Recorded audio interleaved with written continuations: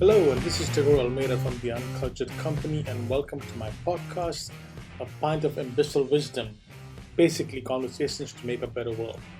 This is season 1, episode 4, and we're talking about the performing arts.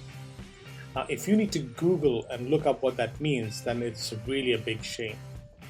The performing arts has always been one of the pillars of our cultural society. In a digital age and often very product focused environment, we have forgotten the touch of our own imagination.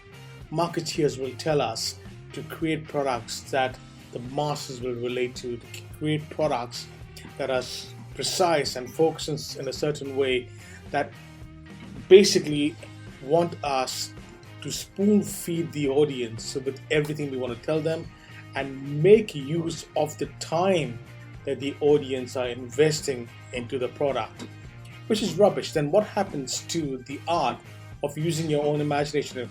We have become so lazy in a way that we want everything to be spoon-fed to us, not just the story, but we want the story to be told to us in a way that it's clear, precise, where we just soak it in like sponges and not have to use our imagination. And that's really a shame, because when we have lost the art to use our imagination, then we have lost the art to be alive. Because imagination is what keeps it all going for us. That's why parents tell their kids, don't spend so much of time in front of a television, go read a book. Because when you read a book, for example, when you listen to music, when you're watching theater, and so forth, your mind plays a role in that you have to be able to go and listen to that and imagine what is you're soaking in. So today with me I have Ranjan Kamath, definitely a torchbearer of the performing arts, especially in India. He has dedicated his life to the cause. He's absolutely as genuine and sincere as they come. Very old-fashioned in some ways, but that's good because he talks about the discipline about being involved in these arts, and he dabbles with theater, with cinema, with poetry, with music, with literature. And some of the initiatives that he does are absolutely mind-blowing. He's keeping the traveling theater concept alive, where he's taking theater to living rooms. He's doing a great initiative where he's celebrating women and their struggles and their success stories. He's doing another thing where he's taking historic moments in India and he's connecting with people who were around these events and getting their experiences as to what they were doing when these historical moments took place. He's also recording a lot of literature. He's been onto Soundspace and trying to keep literature alive as well in its true form. So I have with me today Ranjan Kamath, who is a performing artist. And when I say that, I don't just use that term loosely. If you look at what he's been doing and what he's invested his life into doing, it really is a immense pleasure to be able to talk to someone of his caliber. So Ranjan, welcome to my show and say hello to all of us. Thank you, Tagore. Glad to be here. Yeah, pleasure is all mine. So Ranjan, before we go into our actual questions that we want to talk about, why don't you tell us a little bit about yourself, your background, and I know that you were in London. You went to the Drama School of London. You did some work in the EU. You've been reading for the British Council. But give us a just for everything about yourself. Okay, in brief, I grew up in Calcutta, which was probably the best place to grow up in the country, because whether you like it or not, you're immersed in two things: politics and culture. And I studied. I had a Jesuit education at St. Xavier's, and I graduated in political science because I actually my first inclination was to become a diplomat. So to join the foreign service and all the idealism and which comes with that. But I think I was dissuaded along the way because, as one of my uncles who was in the foreign service said, I don't think you'll make a very good footmat. So anyway, I was already sort of immersed in drama from a very young age, and I was in informal training in drama. So which is what I really wanted to pursue. I wanted to, to do my postgrad in the dramatic arts. But this was in the late mid 80s, early 80s, when, if you did go to drama school, what would you do back in India? You wouldn't be able to earn a living, and someone said, Correct. you in the back row of some British production, for a 2-minute role, and that seemed a very bleak prospect. And so I was all equally interested in the cinemas, and that seemed, the application of cinema to reach a wider audience, so that seemed very attractive. So soon after graduation, I went to Bombay and I worked as a dog's body for 2 to 3 years. Traveled the country, working on documentaries, even acted in the feature film. Put my portfolio together, and then, of course, I applied to the London Film School, which I joined in '87, and I was there till '90. Wow. And thereafter, I spent the next 25 years, working in film. So I was a cinematographer, and I've done film work for Nat Geo and Discovery, and everybody there, sort of I could work for. Traveled the length and breadth of the country, and that was my real education. I actually got to know India, traveling the country from Kanyakumari to 18,000 feet left, right, so that was amazing. And and that happened till about 2005, when I had to, for personal circumstances, I had to get back to drama, and I had to move to Bangalore. And that's when I sort of went back to, I never thought I'd earn a livelihood of drama. And so from 2005, I started teaching, and I started with 2 students, and over the next 10, 15 years, I worked with hundreds of students. Wow. And it was great fun, because you actually helped personalities blossom, and I enjoyed that. I enjoyed watching, the transformation of youngsters, and sort of being able to mentor them, and it was amazing. So, and then recently, with my boys grown up, I decided to get back into cinema, and so now it's a parallel. I have one foot working with cinema, one foot working in the performing arts, and sort of everything in between. So that's the story in a nutshell. So before I ask you my first question, something you just said right now. So you had invested so much of your time and your passion into drama.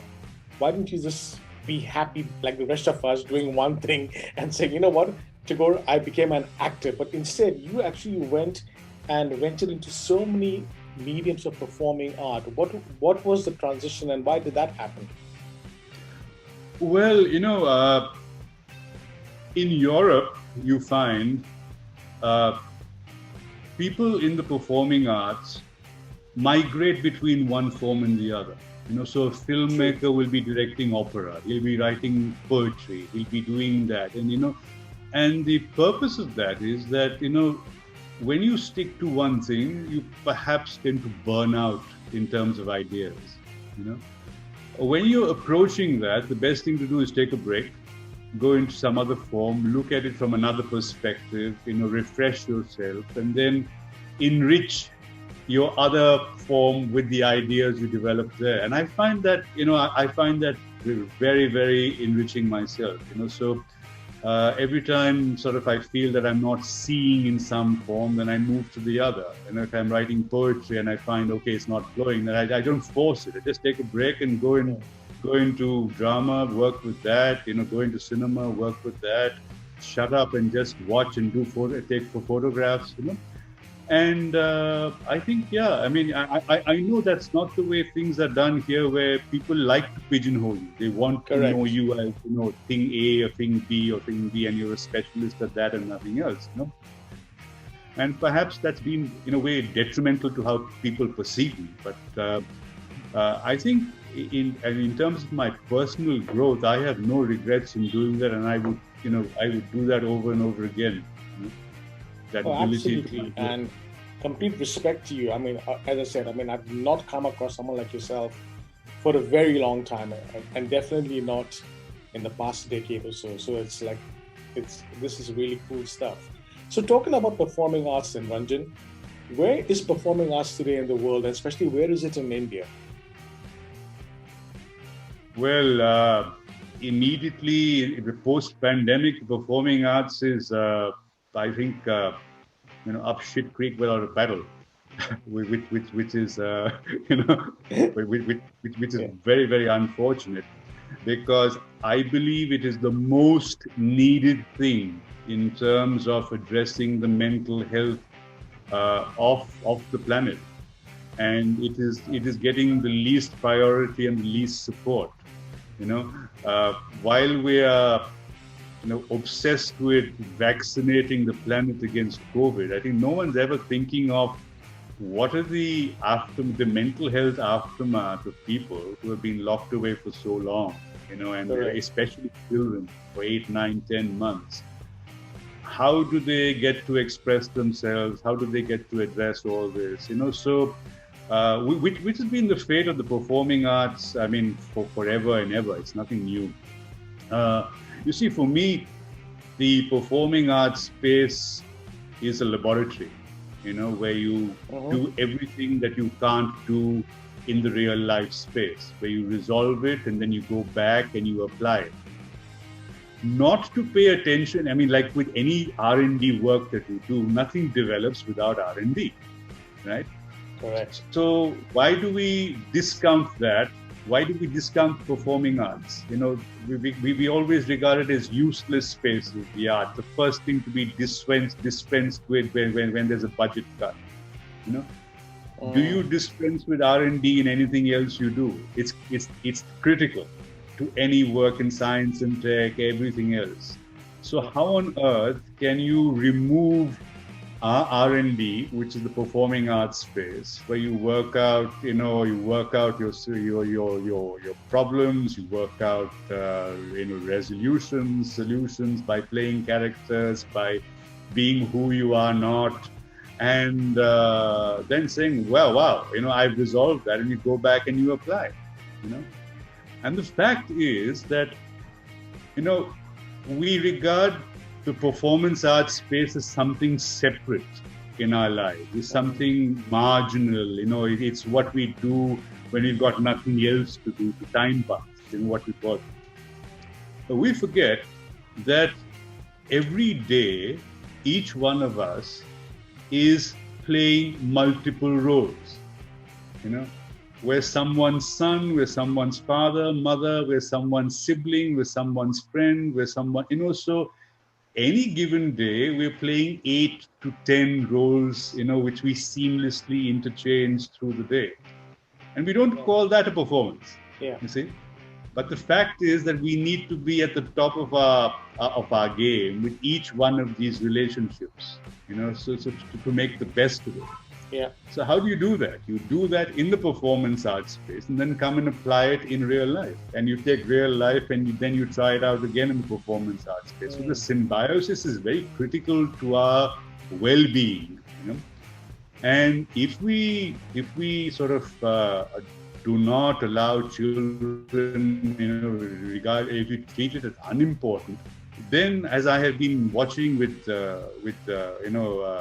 sadness, is that we are creating robots, lacking empathy, and we're seeing the aftermath of that across the world, Correct, and I think a lot of it, at least especially in India, I think a lot of our off-screen emotions are influenced by what we see on screen as a reaction to certain situations, and that's because we're just not connecting as our honest selves, if you know what I mean. We're trying to emulate a character that we saw on screen, which is a fictional character. But I think we've kind of losing that line between reality and what's and what isn't, It's especially in countries sort of east of the Suez, where conformity is the is the order of the game, where you're meant to social conformities, and so the chance to express yourself is very little. We are sort of limited by caste, creed, community, this, that, and the other. So where do you get a chance to express your individuality? If not where is the neutral space where you can do that?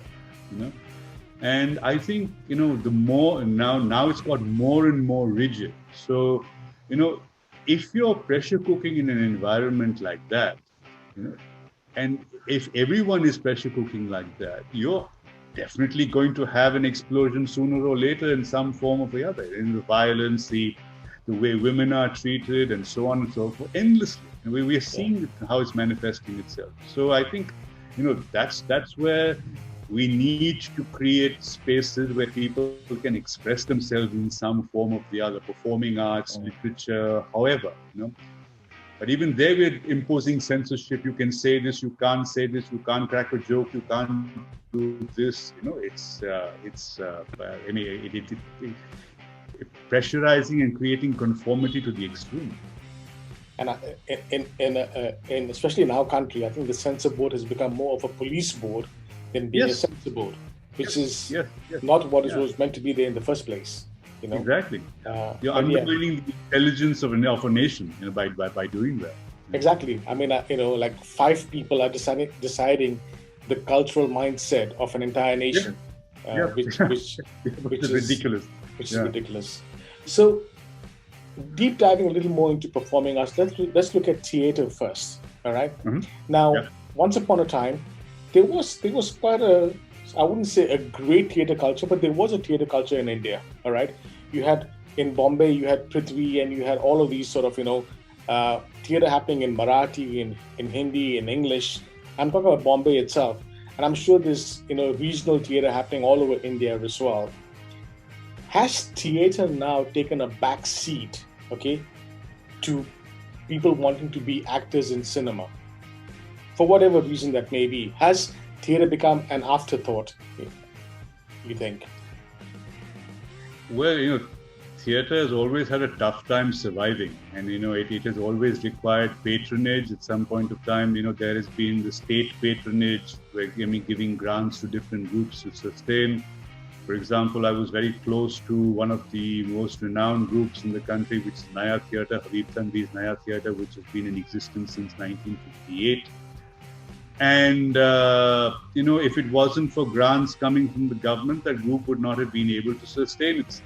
And the actors said that they've gone through 3 decades of work on what they call half thali.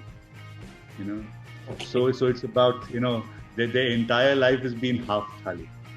So today, those actors, whether they like it or not, will, grab the first role in television or cinema. And exactly that's what's been happening, So those who really want to sustain themselves only through theatre, just simply cannot do so because the economy is not there to support it. Theatre requires patronage, and if that generosity is not there, then it simply can't survive. And anywhere else in the world, Europe subsidizes their theatre and their opera and their performing arts to the tune of billions of euros. Which is here, and you can't get 2 paisa together to do anything. So how on earth do you expect those who really love it to do it? It's just it's sad. So they have to migrate. So, keeping in on the subject of theatre itself, then, I haven't met a single individual who said this to me: I want to be an actor in films, so I need to understand the discipline. But the moment you meet somebody who says, I want to be an actor in theatre, comes that whole mindset of I need to have the discipline of acting, right? Mm-hmm. Why is that the case, you think that, and I'll say this again, especially in Bollywood cinema, which I'm slightly involved with, the people that I meet who want to act, what their biodata is? I worked on my body. Uh-huh. Yeah, that's it. They've gone to the gym and they've qualified to become a Bollywood actor. Right, right. If you're doing a stage show and somebody comes and says, I want to act in theater, they usually come with some sort of a bio data saying, I've been to this acting school or I've Yeah. acted in that. What is, you think, the reason behind that? Is it the medium itself? Because, with cinema, you can do multiple takes and you get told how to do it. So, what's your take on that? I mean, having trained actors for the last, 15 years plus, and having trained myself, theater, that space doesn't give you a second chance. Correct. There is no second chance. There is no second take, right? You've got to get it right the first time. There's only one performance and you've got to get it right the first time. So, if you, let me use an analogy that if you were, training as a commando, your very life depends on it, right? Because one mistake and you're dead, right? Correct. Transfer the analogy to stage. One mistake, with that performance and you've let the character down. Okay? One wrong look, one wrong breath, one word said, with the inaccurate intention. And that's it. You've destroyed the character. So if you put in that kind of grueling work to become, a Navy SEAL or commando, and so it's the same kind of thing. You get this one chance at this operation, and you've got there is no thing. You have to do it. And besides which, in the theater space, you're doing maybe 2 shows a day or 3 shows a day, and you've got to get it right all the time. Right. And you get into that space, whether you're a headache, whether you're dying, whether you got family problems, whatever the case may be, as soon as that curtain goes up, you've got to put it all aside. So where do you derive that mental and physical strength from? It is in the preparation, it is in the spiritual and the physical preparation that, you put that aside, you put on your mask and you put on your costume, and now you're that character. So in cinema, you don't do that. In cinema, you can cheat as much as you want. The camera is helping you cheat. So it's altogether different. I'm not saying it's an inferior form, which I don't think so, but it requires a different a different methodology to performance. So I was reading your profile, and you did a transition from, and I wouldn't see a complete sort of move across the fence, but you moved from drama into cinema at some stage of your career. What was the reason for that? And how different was it for you as an artist to be able to have one foot in both sides of the fence? Well, I grew up doing a lot of drama. So soon after school, through school and even after that, there was so Calcutta was full of amateur drama. But as I said, once I went to film school, then I had to put drama aside, and then I was working in cinema, that was there. And then I got back to it in the early 2000s, where there was some need to sort of get back to that. I didn't want to lose touch with it altogether. And so yeah, I got back. I started training in Kalaripat, and which I still practice, and that helped me to develop myself. And now I have, it's taken me the last 2 decades to now immerse myself significantly in drama, because I think, quite simply, it's a very important space because of its immediacy. What you can do in drama at 0 cost, would cost a lot of money to do in cinema. Besides which, I believe that you can perform anywhere, anyhow, anytime is the way I do it. In fact, this afternoon, we're going into someone's living room and staging 3 one-act plays. Wow. Oh, And, yeah, and I've got a question for you on that. Yes, yeah. carry on. So that's what I've been working on post the pandemic and saying, you know, would you rather perform to a 50% occupied theater, which can't sustain itself in the first place and looks half empty, or look at is a living room which is full, and have the intimacy of the connect with every member of the audience, and it is magic, you know. And so what I have been doing since October is taking theater into people's living rooms, and I'm also looking at taking acoustic music into people's living rooms and saying, okay, you're worried about getting to the theater, you're worried about the traffic, you're worried about health and all that, right? Let's play completely safe. You put on your mask and we'll keep our distance, and we will do it safely and with all the precautions and with the magic, And believe me, when we first staged our plays in October, for the first time, I saw an audience not look at a mobile phone in 90 minutes. And I thought I'd got something right in life. Yeah.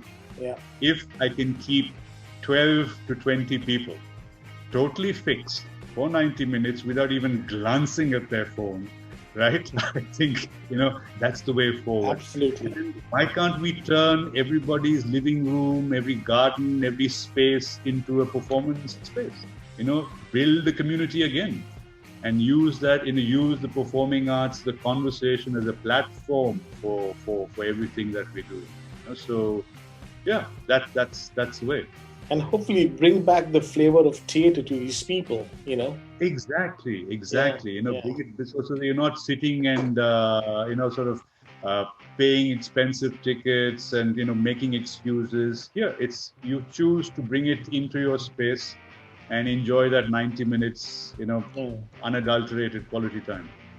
This reminds me of this concept called traveling theaters back in the days, when little groups of people went around traveling to schools, villages, and everything, and their content was very high on moral values and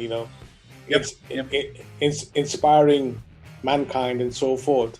So, and that's a completely dead art at the moment, eh? I mean, traveling theater, does it still happen? But that's how theater has always been done. Anywhere in the world, it was about that. You're performing in the street, and you're performing in the square, and you're performing in the church, and you're performing in any little space that you get, and you're setting up and doing it, So this business of, sort of locking it away on stage is a very Western, it's very new, that you've locked it away, you've confined it to the proscenium. And I think that but perhaps one of the good things about the pandemic is that it's going to unlock that, and it should unlock that, and it just, you have to open up spaces because the economics is going to drive that, perhaps.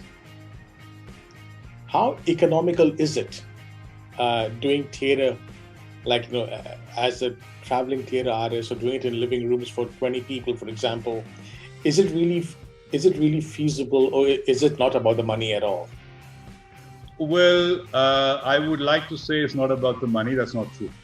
Okay, yeah. But the way we're working is this, that I don't believe that theater can be transactional, But so what's the middle ground? Because I think theater is beyond putting a value. It's something special. So the way I do it is that I tell the audience, you make your contribution, Yeah. So you decide whether it's been worth it. If you feel that you want to walk out and don't put a penny in the hat, that's okay. But okay. I believe in the kindness of humankind, and I believe that at some point of time someone will say, guys, these guys put us so much of effort, so at least some amount is worthwhile. And I think in the long term, if you can build that way of doing things, I think that just trust humanity, and it will sustain that economy. Rather than demand 200 and 500 rupees, and then people say that wasn't worth it, and I could do this for that much of money, and then you're devaluing theater. And I think you can't afford to do that. So that relationship becomes very special, and whatever is given is accepted gracefully. And I think in due course of time, we will be able to sustain that way.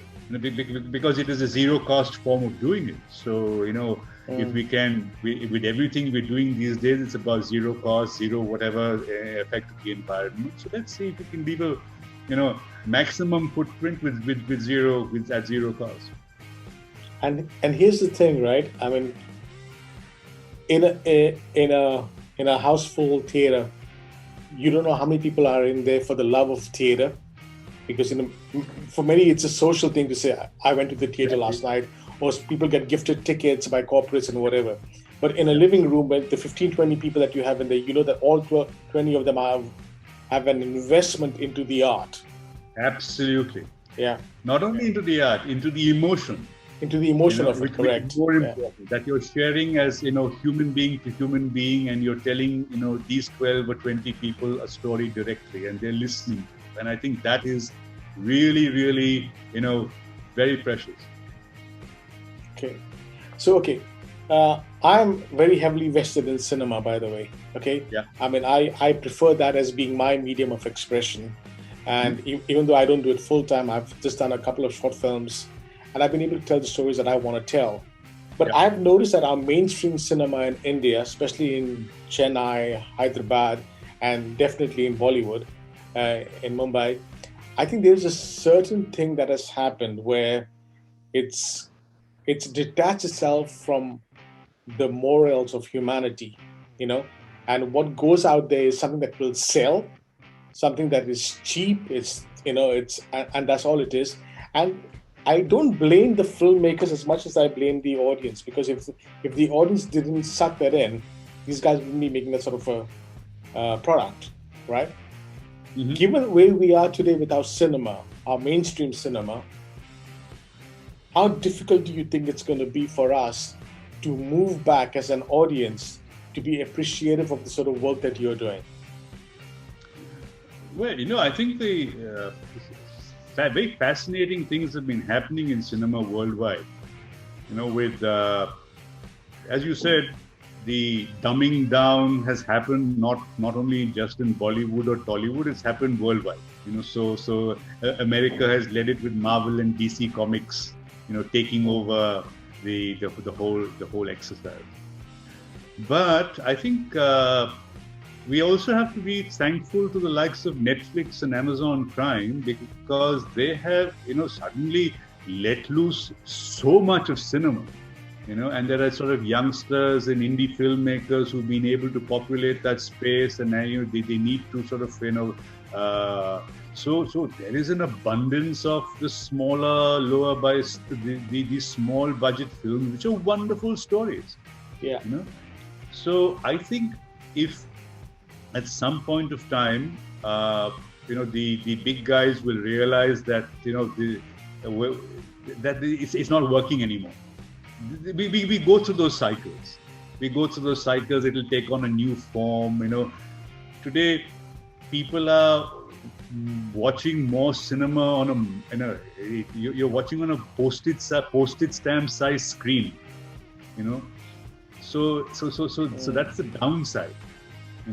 So the magic of cinema is at the moment in a hiatus. So we don't know when it will come back, and if you can afford the cinema, it's going to be very expensive. So it's going to be like going to the circus once upon a time. It's going to be that, in the West, they're going to pay $150 to go to the cinema and see an IMAX. It's going to be the same thing here. So most people will be watching cinema on the OTT now. You are going to watch it at the biggest probably is on your television set. But, the chance of going to a big screen is going to be less. So the big screen is going to look after the magic and the big things, and the small screen is going to look at the stories. That's where it's going to happen. So each screen is going to cater to a particular form of cinema, and that's how it's going to sort of distribute itself across platforms.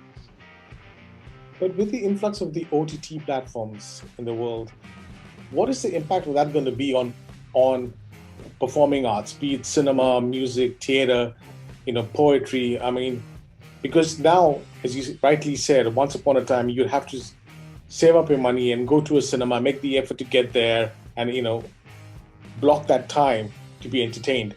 Now you do it in the comfort of your home, on the way to work, on the train, with your little mobile phone and so forth. So content is coming to you, it's begging for your attention, right? Mhm. So given that fact is, how is that going to impact performing art on the whole, including cinema that we once traditionally known cinema to be like? You know, I'm being heartened by the fact that there is something called Zoom fatigue.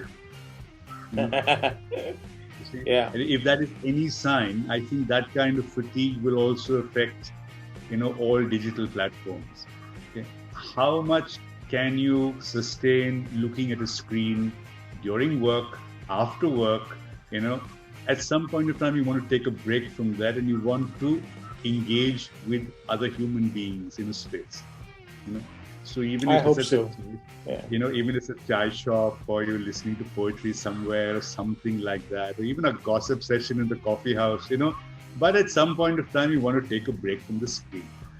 So I am hoping that it will take its course, and because right now there's just a surfeit of everything on the digital platform, and I think people are that fatigue is already set in. Especially with working also on the digital platform, you do not want to stare at that same screen, Correct. for entertainment. Yeah. So I'm just, I don't know. Perhaps it's early days, but I am just hoping that with this whole idea of the alternative, I've actually being able to take with the performing arts in some form into the home space, into the community space.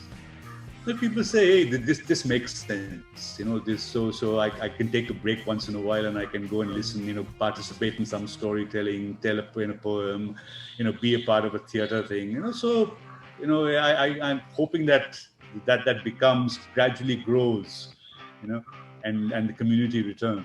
Yeah. And I don't know whether it's going to be a reality or not. Like how we have YouTube today, which is a platform to host everything and anything. Whether it's a short film, it's to hold a live band performance or spoken word poetry, whatever. I mean, with that culture change, I think it'll be good for the performing arts to find a new medium, a new platform, to sort of put out their work out there. For example, as you said, I mean, you go into people's living rooms, yeah, but you must just decide, after having done it 100 times, to then just mount 3 cameras and perform it and put it onto YouTube, thus reaching a wider audience and saying, if you liked it, click the donate button, for example. So there's an opportunity there. I definitely think so, for performing arts to benefit from the digital era. Yeah, but that is one line I do not think the performing arts must cross. Okay. Because that is self-destructive.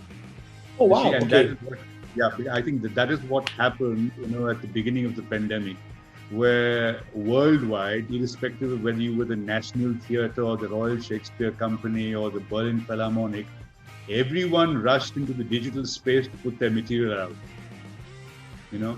They opened their archives and they did all sorts of things in their performances, which they were, preparing for that year. Everything was just put into the digital space.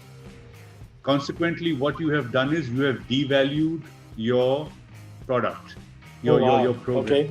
Yeah. Okay? So you have now made it free. Okay. Okay. You have made it free for 10 months. Suddenly you're going to tell people we are going back to charging, £20 or $30 or whatever for a ticket. And you're going to say, why?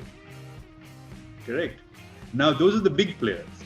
What about the small people? Yeah. Who have also rushed in there and said, see, me too, I've also got a performance, So in that phenomenon, the whole performing arts has been in self-destruct mode by occupying that digital space. You had something very special, okay? And I refuse to cross that line, So if you, in fact, there's so many people have said, please, as you said, film it and we will contribute, and said, nothing doing, Okay. I know it's an interesting performance, right? But it's special. There is something special about the performing space, is that you come into that space. Unfortunately, you do it in your country and I'll do it in my country, and that's about it, So, I mean, it's like worship.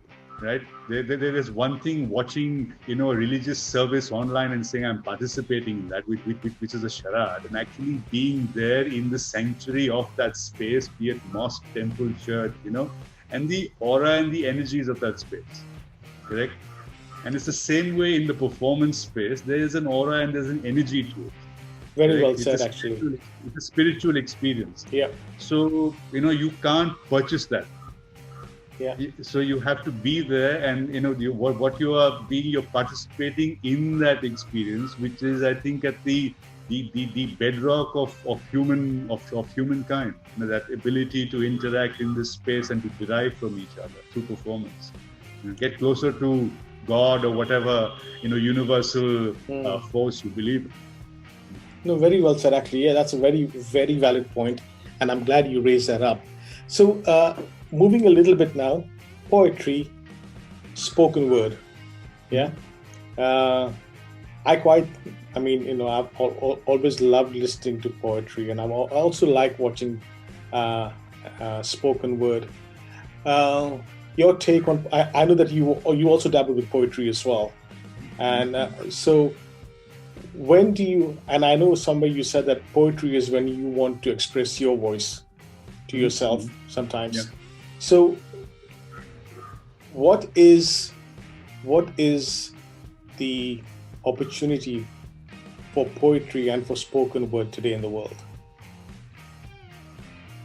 Well, I think, poetry has always thrived, especially in India. Where be it in even our song is, or whether it's the Hindi lyrics, film lyrics, whatever, it's always poetry. So I think in terms of in the English language in India, I think it's very marginalized. It occupies more space in the other languages. Yeah, which is fair. And, which is fine. So poetry, I think is the spoken word has always had its space because it's easy to do. You can set up anywhere, go anywhere, and you can get people listening to it. So it's a no cost performance art. I think, but where I think the issue is about the audience. The audience is no more sensitized to poetry. And I'll tell you why. With the onset of the IT age, our language has been reduced to data. Okay. So the language of cave paintings, which were pictures, and the language of Shakespeare, which was also pictures, creating pictures, and poetry, which is about visual metaphors and analogies, is all pictures. Right? Now, if you have taken the pictures out of language and it's only about the communication of data, right? Consequently, you have destroyed the imagination of generations. Okay. So when they listen to poetry or they read poetry, they're not seeing the pictures. They're only getting words. You see? So so that's what has happened. So you have to start cultivating the audience and saying, you got to get them to, refire off the imaginations again, see those pictures, enjoy the music of language, so that there's a long way to go. So it's not that there's less poetry or less spoken word. I think it's about, the drop in appreciation for that. We are so used to people shouting on television, haranguing all over the place. So it's all about noise. Where do we have a time to listen to music? The music of language, the music of poetry. That's not happening. Yeah, correct. And that's the same thing happening with music, by the way. I'm glad you said that. Music today is just synthesized loops, recorded. Yeah, it's the same thing. Yeah. And that's it. And that's what's happened. I very rarely, have come across a musician who's just picked up his instrument and played what his soul wants him to play. It's always trying to imitate something or copy a loop from a song and, modify it a bit and remixing it and whatever, which is an art in its own, in its own way. But What's happening with music today, you think, especially in India? Is there really a market or a space for non-film music? I think there is. I think, just taking off on what you just said, I think a lot of the music has become like electronic impulses, which is meant to stimulate the brain and do nothing more. So you just keep the brain on a high by pumping in this, these frequency noises rather than anything to do with music. Having said that, I think with the likes of the Spotify and the SoundCloud and all that, every musician now has a chance to get out there and put their stuff out. But the point is that it's a very, very crowded space. So you have to be doing something really outstanding or unique to stand out in the crowd. And I have found, I think especially in India, some musicians are extremely well equipped to stand out. I have seen performances of jazz being done in Carnatic style. I have seen Mozart being performed vocally, by amazing stuff, amazing performances. So I think it's really, you have to push the envelope to come up with something really outstanding, or it's to do with your lyrics or your voice or both. But if you're part of the 99.9% who are doing covered, other people's covers, and you're sort of rehashing Pink Floyd and that kind of thing, that's it. You're past your expiry date. Or if you are copying reggae and you're copying rap and putting it into form and believing that, we have our own rhythms. So why can't we work with that? Why do we have to copy something that's organically part of the black culture and then saying, now we're making it ours and you rip it off? It's not happening. Use your bhangra, for heaven's sake. Use the Carnatic rhythms. There are so many rhythms in this country that you can put music to. The Baul singers, for example, of Bengal. So every region has its traditions. We're not tapping into those, but we'll copy from across the pond and bring it here, thanks to Bollywood, and then make a complete hash of it and believe that this is great. True. So we talked about cinema, we talked about music, we talked about poetry a bit. Fortunately, literature is still very much alive in India. We've had some great writers on our landscape, and we still have a lot of literature festivals in India. So where are we with literature, in your opinion? I think this whole literature festival thing is a gimmick, is a business exercise. And if Chetan Bhagat is our index of thriving literature, then the situation is extremely depressing. Sorry, I shouldn't be laughing at that. Go on. So I think it's even more alarming than the COVID virus is Chetan Bhagat's literature. And if between Chetan Bhagat and Sudha Murthy being the benchmark for children's literature, that is not a good situation to be in. No, yeah. So I think literature is caught in a bind. There is no outstanding work coming out. And it's been caught in between one award and the other, between one festival and the other, and it's in an incestuous, sort of loop, And I think that is a problem, because if that, for example, if there's great regional literature, it is not seeing the light of day. It is not seeing translation.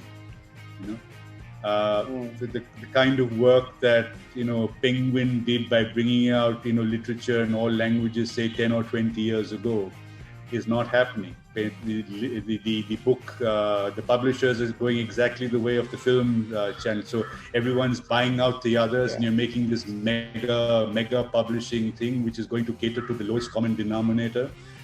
And it's goodbye to. I think it's goodbye to the sort of pollination of literature, the proliferation from one language to the other, because it's not that everything great is written in English.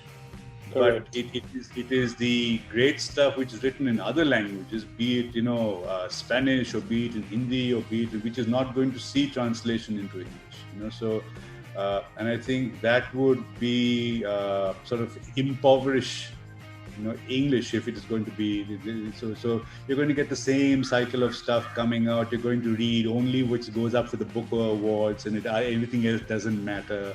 So it's all become one monumental marketing gimmick, Yeah. which is sort of commandeered by a handful of publishers, and they determine what is good and what and then it becomes a talk of social channels and book clubs and whatever else, that we only read what is there in the Booker Awards. So I really believe that's unhealthy. Sorry. Yeah. So yeah, I mean, I think of all the art, of all the forms, I think perhaps literature is in the most trouble. Oh, okay. Yeah. So Yeah. it's great that you said this about literature, because not all literature has to, is written in English. There is a lot of regional literature that, is worth translating into other regional languages, let alone international languages. And that's great. So what I wanted to talk about now is I wanted to come back now, make it personal, make it about you. Okay. Mm-hmm. So there's a lot of things that I saw that you were doing. You're doing this thing called Mitra Tantra. Yeah. So what's that about? Mitra Tantra is my project for the rest of my life. Okay. When I was growing up, I used to take the newspapers apart and create these monumental books, archives, material. Till my mother, the moment I left the house, she took the whole lot and burnt them up. Oh gosh. So I'm a pathological archivist, And I think growing up, watching great people pass away without leaving anything behind. And I felt, there's 2 years ago, I said, I think with my mother's passing, and with your parents who say, someday I'm going to record it, someday I'm going to do this, and it never happens, and suddenly they're gone, and that's it. And that's when I said, okay, I'm getting to work on this. And so this began mid 2018, where I wanted to record people's life stories. Without any window dressing, whatever. Tell me about your failures. Tell me about what didn't go right, and all that kind of thing. So just meandering conversations. And so in the last year and a half, I have done 20 such conversations, ranging from anything between 2 hours to 7 and 8 hours. With the likes of everyone from Bharat Ratna, Professor C.N.R. Rao, and Girish Kasravalli, the filmmaker, and writers, and all, across the board, including just very ordinary people. And it has been the most fascinating, exhilarating learning experience from all these people, because about the wonderful thing when you ask people to tell their stories and you listen is they open their hearts up, and it's completely unedited, uncensored, sort of great stuff from the heart. So once I record these stories, then I curate them into what is today the attention span of about 90 seconds to 3 minutes. So I break up a conversation into clips, so that you can listen to as much as you want, like you would read a book. Maybe sometimes you'd read a page, sometimes you'd read a paragraph, sometimes you'd read a few pages before you go. So that ability to be able to do that, to treat a conversation like that and listen to as much as you want, is what the object was. And yet that whole story is there for you to listen to. The idea of a video autobiography. So these archives, which are on YouTube right now, and I'm still in the process of, I'm constantly doing that, is about putting this material out curated so that it can serve tomorrow as an alternative to an education in school. So rather than read a textbook, you listen to a person. You listen to what they did on Independence Day in August 15th, 1947. What were they doing? You listen to their experiences of partition. You listen to, the kind of coffee that their grandmother made, because there were no rations. So you listen to the, what they were doing in jail during the emergency. So you get first-hand accounts of events. In this time of fake news, you get absolute straight horse's mouth, and you can create a 360 experience of an event without being there by virtue of listening to all these other people who've been there. And very interestingly, what came of that is that you also get a third-person view, you get biographies of people built on the accounts of other people who have interacted with them. So for example, many people who have met Jawaharlal Nehru or met, or moments with Mahatma Gandhi or with J.P. Narayan or with Indira Gandhi or with other people, And so they recount their experience with them and, what they were. And so you actually get these accounts, these biographies happening, built with the accounts of other people. So there are many possibilities that happen from these personal narratives, from being used in the education system to serving as research material. So what I've done is just created this, this archive, which anyone can access and use. And I'm actually putting them out as audiobooks as well, so that you can listen, like the radio, you can listen to someone's story for as long as you want, So that's there. That's the Mitra Tantra project.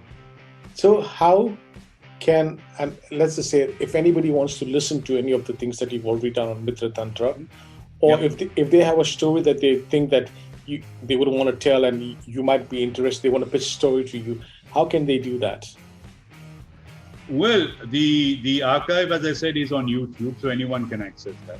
That's Mitra Tantra? It's the Mitra Tantra archive. Okay. Yeah. So there are 20 conversations which have been curated up there. The invitation is open. So there's anyone at the moment where I'm functioning off my personal funds. So and there've been no funds forthcoming. So I really can't step out of Bangalore, though I would love to. There are hundreds and thousands of people who I would like to have their stories told. But so if there's someone here in Bangalore who wants to, sort of tell their story, I'm ready. We just let us know and we'll come in and we'll film. But we're also looking for support to be able to do that because, Correct. Quite simply, every conversation takes 200 man-hours of work. Irrespective of who you are. Okay. So if you, put numbers to that, it's a very expensive, thing to sustain this operation. We're looking at support to be able to just create this archive, which I believe is going to be a phenomenal resource for tomorrow, of experience and wisdom. So it's got this less commerce and more about, just keeping this legacy for the next generation. Wow, that's really incredible. That's great. So basically, look up Mitra Tantra on YouTube and, be able to watch all this content. And another thing that you are doing, by the way, is this thing called An Aurat Alone.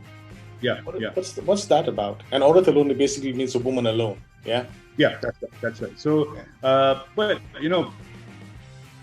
see, at the beginning of the pandemic, I've always wanted to sort of get theatre going in Bangalore. Sort of do something here. But the problem is to get people to rehearse together. There are not professional actors anymore who full-time. So you've got to work with people's schedules. So the thought of actually trying to get a group of people together and work is well nigh impossible unless you know each other from college or whatever. And then, of course, I had read these monologues which were written by, Dario Fo and his wife, Franca Rame, way back in the 70s. Amazing pieces of writing, And they're so relevant. And they deal with all the issues that women worldwide are dealing with, particularly in India. So and as Franca Rame wrote in her introduction, in this is in the late 70s, for the last 2,000 years, women have been going through exactly the same issues. Okay, so 2050, so 50 years after that, we're still doing the same, the same. So I thought these stories are so relevant. So what I did was, with this group of young performers, we have, Indianized the stories, made them their own. We have, been telling these stories in the language of the performer. So if someone speaks Kannada, then it's a mix of English and Kannada. It's a mix of English and Bengali, and these are stories about women, about domesticity, sexuality, abuse, violence, rape. And the interesting thing is, none of these stories sort of villainizes the other gender. It's about understanding each other. So, in this environment today where, men are bad, women are good, the other way around, or whatever else, and down with this and down with that, it's more about, hey, listen, we're on this planet together and we have to coexist. So how the hell are we going to make this work? And let's build a conversation around what I've been going through and why, and just understand. And so Now It Alone is that. It's about the stories of everyday women anywhere in the world. And these are the stories that we're taking into people's living rooms. And we want to take them into living rooms anywhere. So it could be in a city, it could be in a town, it could be, in the village square, it could be in a college cafeteria, and say, let's use the theatre as a platform for conversation about things we never discussed, or we don't want to discuss, or we're afraid of discussing, or, let's sit face to face and say, okay, we've started here. This is the story, right? Is this your story or isn't it your story? So that, that solidarity within women to start with, and then to say, okay, I never understood it this way, for the other gender to come across and say, of course, now I see it from your perspective. So that's the whole purpose of this project, and to replicate it, maybe with women elsewhere, and just get the story told, so that more women are telling the story. Because what happens is that every time you have a rape, then people are outraged for about 48 hours. You have a candlelight vigil for another, a couple of days after that, and there's down with patriarchy on social media. At the end of the week, it's all forgotten. Yeah. And the next one comes along, and the same cycle of outrage happens, and it's hypocrisy to the extreme. Correct. So how do you sustain the conversation? Sustain the conversation by keeping it going, by saying, okay, this is the crux of the issues here. So it's okay sloganeering, but if you get to the bottom of it, this is where it starts, and this is this is what we need to talk about, and this is how we need to resolve it. So that's the whole purpose of An Hour of Alone, and we've just very recently started. And hopefully that it will catch. Okay, interesting. That's quite cool, actually. So another thing I wanted to ask you here, I'm just saying is, 1 second. Keeping all of this now that we have the different mediums of performing arts, and I know we talked about the OTT thing in here, have the stories changed over the years, or has this? I know the storytelling has changed in some ways, but do you feel that the stories are still the same? And I'm not saying it's wrong, but do you feel the stories have changed, or are they still the same? Still the human values? No, I see. I think, with particular relevance, let's take Bollywood, for example.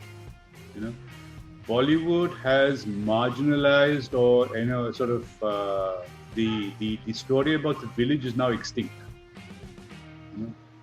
That was the crux of Hindi cinema for so long. Okay.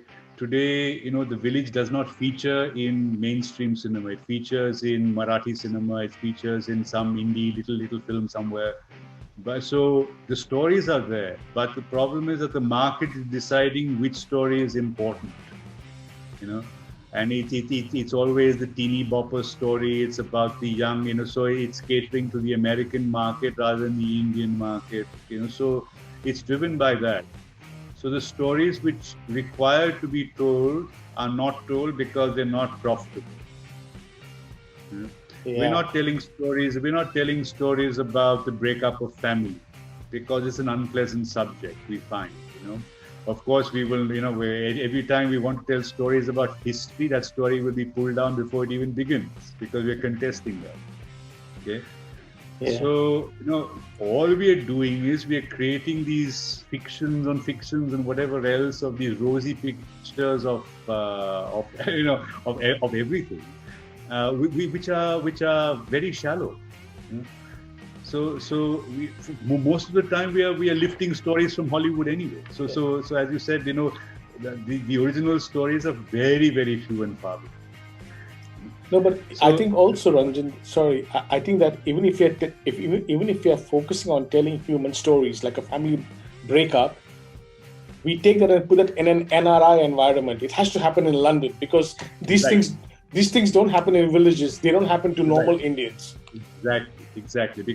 Because then it will go against our culture and it will hurt someone's sentiments by doing that. You see, so we don't believe in divorce and we don't believe in this, and all our families are rosy. So there'll be some nonsense or the other which will start. But if you look at, for example, Malayalam cinema, and the other day there was this film about the great Indian kitchen, about the domesticity.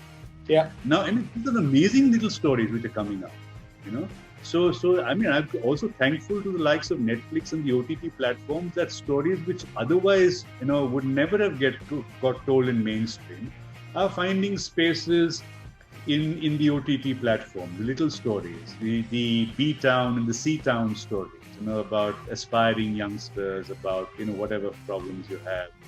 So the stories are going elsewhere. So they're still out there. Do you think that the OTT platforms is going to kill the star system we have in India? From what I read recently, all the stars have now. This is with reference to America. All the stars are now on Netflix. So they've signed up. Netflix is producing a prodigious amount of cinema. All the stars of Hollywood are now working on Netflix films because there's a volume of work, And anyway, mainstream cinema has become is working on CGI. So you barely require an actor most of the time. It's about 99% special effects and everything else. So you don't require performers there. So they will migrate to spaces where they require performances. So I think the OTT is going to create work and economy for a lot of performers. And hopefully some proper actors as well, not stars. I hope so. Yes. Yeah. Okay. Okay. Interesting. So what else is on your plate at the moment? I know you wear too many hats, but we've talked about Mitra Tantra. We've talked about An Aurat Alone. What else do you have on your plate at the moment? Well, a flip side of that is all this other project called Audio Katha, where I want to transform into audio stories literature of India. So I've started off by recording myself with doing there's the Panchatantra, there's the Katha Sarita Sagara. There are such works of literature to which kids are totally unfamiliar.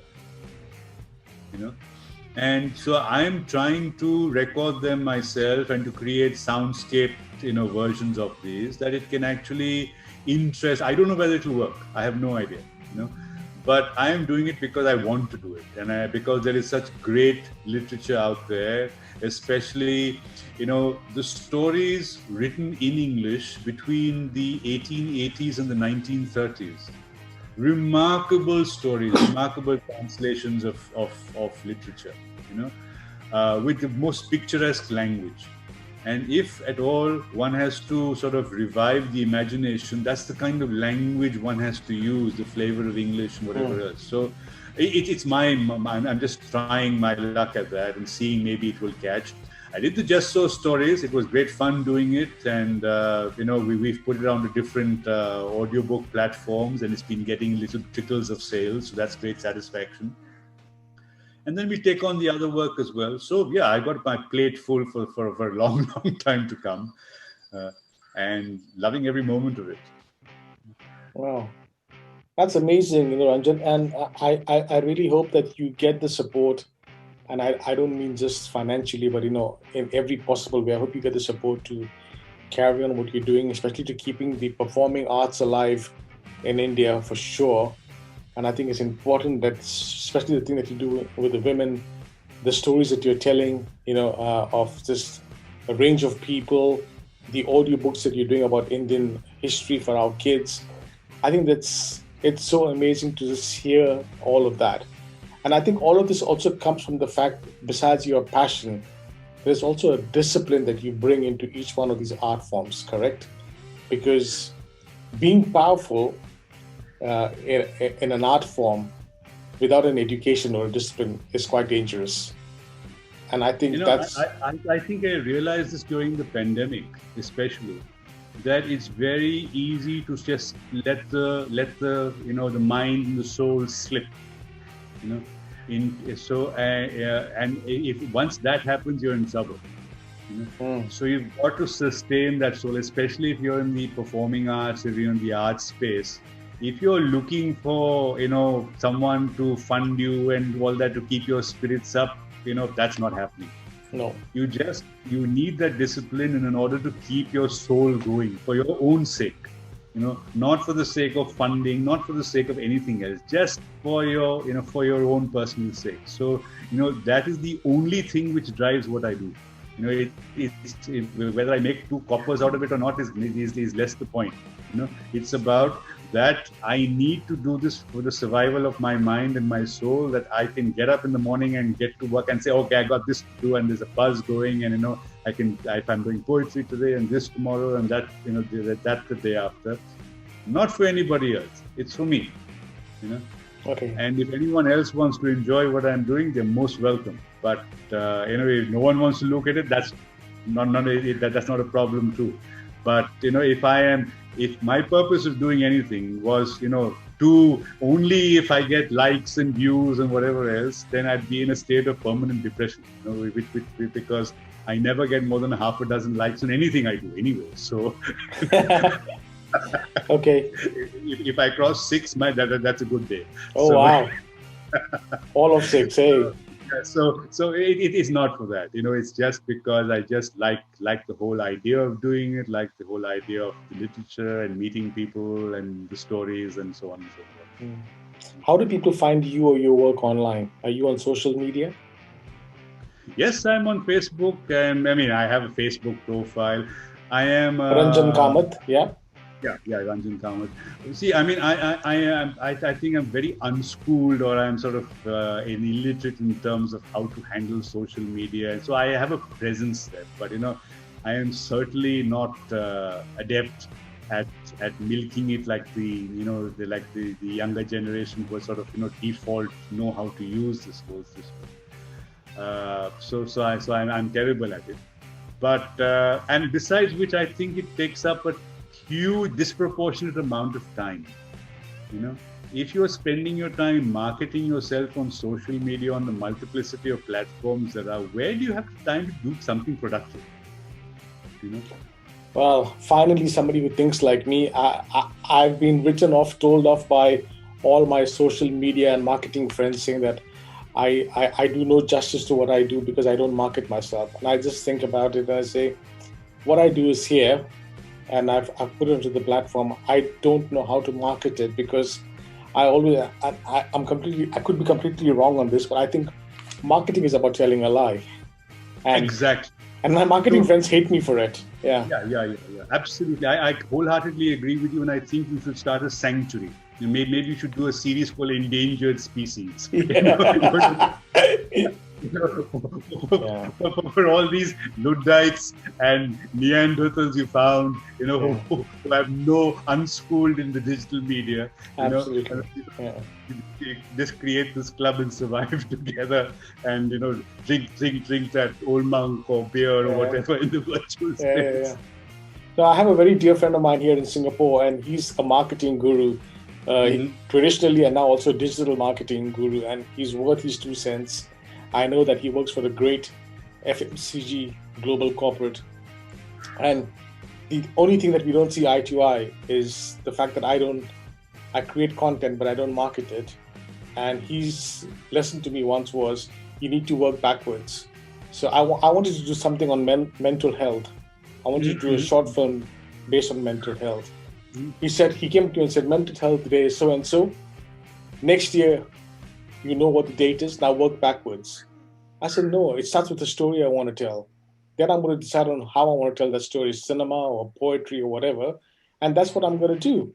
I don't want to work towards a date when I want to release it and then work backwards and put in a marketing camp. I said, no, I don't get it. And until I met you, I thought I was completely in the wrong. But I'm so glad you. No, but I mean that's been the phenomenon ever since editors were not needed at newspapers and you had managers. Okay? Yeah. So the same managers are looking after film studios, newspapers, every form. The creative mind behind it have all disappeared into extinction or near extinction or whatever. So it's a phenomenon which has occupied every creative space, and marketers and we're all on the opposite side of the tracks. We never see eye to eye on anything, and but we live the world. No, but here's a question for you. Say somebody comes up to you and says, "Hi Ranjan, I'm a PR person and I want to actually do some work for you for free, promoting your, all your initiatives." What would your take be on it? I would give them my address. because that is as fictional as the unicorn, right? It's as mythical a creature as the unicorn, Tagore. If you find this person, let me know, right? Between the Loch Ness monster and the unicorn is this fellow. Of course. Whatever. Every time I have suggested that to someone and say, listen, I am no good at marketing, but I'm quite happy that you take this and you market it and you make whatever percentage you want of it. I've got no problem with that because I'm unschooled in that. Yeah. It never happens. It absolutely never happens because they say everyone wants the money up front. Okay? Yeah. And I say, I have none. All I have is my body of work. Yeah. So I believe it's worthy of, for not to make money of it, but at least to share with other people what I know. So I would please, if this person comes into your life, please let them know. Here's a promise on air. Done. Yeah. Ranjan, it's been great talking to you. It's such a pleasure. As I said to you, just before I could press record, I usually focus on the topic and then on the individual. But in your case, I've just wanted to soak in all of what you do, what you represent. And I'm so glad that we did this chat because you're like a dinosaur, there's not many of you left. And I'm so glad that I've had the opportunity to connect with you and have this time with you. And I hope that we'll always stay in touch and our paths will cross going forward. And I like the dinosaur reference before I fossilize completely. Yeah, well. That is so heartening to know. Well, dinosaurs are coming back. Yeah. It's been great fun. It's been great fun talking. Yeah. And I'll see you again when you do the endangered species series.